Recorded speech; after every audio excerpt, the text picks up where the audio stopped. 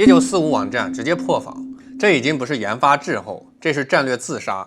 當年 F-22停產，我們尚且能靠技術積累穩守10年霸權，如今 FA-XX 在夭折，不出2年，殲50就能徹底統治西太，我們連還手的資格都沒有，被降為打擊。美媒1945最近拋出了一句狠話：如果 FA-XX 不能在今年8月落地，那將是美國海軍歷史上比 F-22停產還要慘痛的戰略崩潰。你品，你細品，聽听這口氣，好像天要塌了似的。為什麼？重蹈 F-22覆轍。F-22當年停產是美國覺得獨孤求敗，如今呢，怕 FA-XX 夭折，是因為在遙遠的東方，我們的殲50已經露面1年半了。一邊是虛空造牌，在國會跟白宮之間反覆橫跳的藍圖機，一邊是已經多架原型機試飛、殺氣騰騰的6代機10機。請問這局棋美國人還能怎麼下？今天咱們就跳出那些枯燥的軍事參數，從政治博弈跟工業邏輯的刁鑽視角，拆解一下這場關乎於西太未來幾十年的空天豪賭。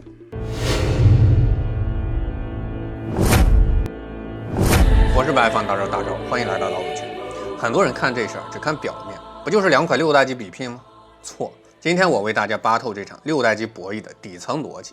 美國輸的從來不是技術，而是格局；中國贏的從來不是速度，是天道。那麼問題來了，誰在給美國海軍穿小鞋？很多人看美軍總覺得那是鐵板一塊，大錯特錯。美國海軍其實是一個苦命媳婦兒。咱們回溯一下歷史，上世紀90年代，美國國會為了省錢，一腳踢開了海軍的重型艦載機計劃，強行塞給他們一個中型機 F-35C。海軍心裡苦呀，被迫在那兒縫縫補補 FA-18EF， 硬是把大黃蜂改成了超級大黃蜂。這筆賬海軍記了整整20年。這次FA-XX 項目啟動，美國海軍可是學精，他們比空軍更早意識到中國航空工業的恐怖進度，所以憋着劲兒搞一款正兒八經的第6代艦載機。但結果呢？川建國上台，一揮手，資源全給了空軍優先的 F-47， 海軍的項目直接被扔進海裡。這裡邊有個特別有意思的邏輯，美軍的資源分配從來不是看哪種裝備最需要，而是看誰的後台更硬。這就是所謂的華盛頓政治生態。海軍想扳回一局，甚至不惜動用關係拉攏特朗普的親信赫克塞斯。結果呢，剛要有點起色，那邊伊朗又開戰了。這就好比古代的拆東牆補西牆，1.5萬億的軍費看着多，可裡面塞滿了特朗普級戰列艦這種面子工程，還有金瓊這種防禦體系，留給 FA-XX 的只有殘羹冷塊。這就是美國現在痛點，一個超級大國卻被自己的行政系統內捲到了寸步難行。大家看問題要看本質，為什麼美媒這麼怕？是因為殲35猛嗎？當然是，但也不全是。核心重點在於美國已經丟了工業迭代的節奏感。在中國，一款新型號出來，背後是完整的產業鏈支撐跟極高的執行力。而在美國呢 ，FA-XX 現在處於 PPT 階段，而殲50已經跑了3年的測試周期。你們知道這3年意味着什麼嗎？在航空領域這就好比你還在用算盤珠子，對方已經開始用量子計算。如果美國繼續拖延，即便8月份批准了項目，等飛機真的能上航空母艦，最少也是2030年以後的事兒，而那時候的殲50早已形成完善的作戰體系，甚至可能已經迭代到了改型。這就不單單是性能差距，而是代際的鸿溝。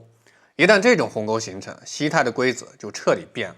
美國海軍引以為傲的航母打擊群，在面對成體系的6代機攻擊的时候，將不再是縱橫四海的拳頭，而是最貴的漂浮棺材。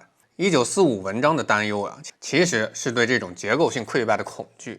給大家捋個極具諷刺的真相：10年前 FA-XX 是美國海軍引以為傲的滅華王牌，10年後呢，它成了美國軍工無能、制度內耗的最佳代名詞。把時間回到2016年，彼時美國海軍信心爆棚，高調官宣 FA-XX 項目，計劃2025年首飛，憑借全球首款艦載6代機的代差優勢，徹底碾壓所有對手。當時的美國有多狂？他們直言不諱只要資金到位，中國軍工連他們的尾氣都吃不上。可10年光陰轉瞬即逝，局勢徹底反轉。2024年底中國殲36、殲50雙雄同步密集試飛，高清實機畫面全球刷屏。2026年5月，五角大樓無奈的官宣，今年8月才決定項目歸屬，能不能活下來全看運氣。1945網站直接破防，這已經不是研發滯後，這是戰略自殺。當年 F-22停產，我們尚且能靠技術積累穩守10年霸權，如今 FA-XX 在夭折，不出2年，歼50就能徹底統治西太，我們連還手的資格都沒有，被降維打擊。堂堂全球軍事第1強國，怎麼連一款戰機都搞不定？記住核心答案：美國的衰落從來不是輸在技術，而是輸在人心離散、內耗成癮。說到這兒，咱們來看個驚天反轉：美國軍工頂級宮鬥，4大死穴鎖死 FA-XX。很多人以為美軍各種軍種是一致對外，大錯特錯。美國的政治生態裡只有利益集团的算計。FA-XX 的悲劇精準踩中了美國體制的4大死穴。死穴1 20年世紀舊怨，國會蓄意報復。上世紀90年代，海軍想搞重型艦載機，被國會強制否決，並塞入了 F-35C。海軍記了20年的仇，如今想重啟重型艦載機項目，國會直接加倍奉還。你當年不聽話，現在我也不讓你好過。這哪裡是搞科研，簡直是兒戲般的權力鬥爭。死穴2空軍嫡庶之爭，海軍淪為棄子。在美國空軍是嫡長子，海軍是庶出。特朗普政府的預算雖然多，但全被空軍的 F-47總統的戰列艦面子工程瓜分殆盡。海軍爭取了半天 FA-XX 的預算連 F-47的零頭都不到，這就是赤裸裸的部門利益優先於國家戰略。死穴3總統虛空造牌，把國防當籌碼。特朗普擅長畫大餅，之前承諾給海軍資源，完全是拿 FA-XX 做籌碼，換取海軍配合他的戰列艦項目。一旦伊朗戰爭爆發，巨額虧空需要填補，他反手就把 FA-XX 給扔到海裡。這種朝令夕改的政治作秀讓所有的研發計劃都成了空談。死穴4三軍內耗，自殺式投資。空軍搞 F-47，海軍搞 FA-XX， 陸軍還在那做夢。三軍各搞一套體系，研發成本翻倍，技術互不兼容。用孫子兵法的話講，上下離心者敗。美國軍工就是上下離心2種，軍種互鬥，這樣的狀態怎麼可能打贏中國？說完美國的內耗，咱們看看中國的硬實力。為什麼令美媒絕望？因為他們恐懼的不是單機性能，而是中國的陰陽雙生布局。楊兼36審判者，他是3發重型指揮大佬，負責遠程穿透、電子壓制跟无人機蜂群指揮，是明面之上的攻堅王者，掌控空戰節奏。鷹呢，歼50裁決者，它是全球首款重型艦載6代機，無垂尾无壓抑，極致隱身，雷達反射面積趨近於0，可以說它就是潛伏的死神，負責斬首、偷襲、摧毀敵方的核心。道德經云：道生一，一生二，二生三，三生萬物。中國軍工完美契合東方智慧，一明一暗，一正一奇，一攻一守，相輔相成。當美國還在为几十億經費在國會裡吵架的時候，我們的科研團隊早已把每一行代碼打磨到了極致。很多人疑惑，美國技術這麼強，為什麼會失敗？我的觀點很簡單，美國輸在霸權短視，而中國呢，贏在了天道格局。美國的思維是即時收益最大化，只顧短期霸權，缺乏長遠的布局；而中國用的是太極思維，不驕不躁，厚積薄發。美國是利益至上，部門撕裂；中國是舉國體制，上下同心。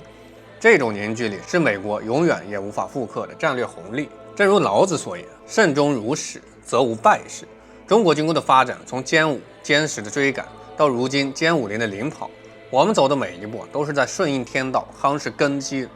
曾經的我們仰望蒼穹，追趕時代，而如今的我們定義未來，威懾海天。FA-XX 的難產是美國走向衰落的注腳，殲50的崛起是中國百年奮鬥的勳章。我是白方大招，點讚關注，下期再見。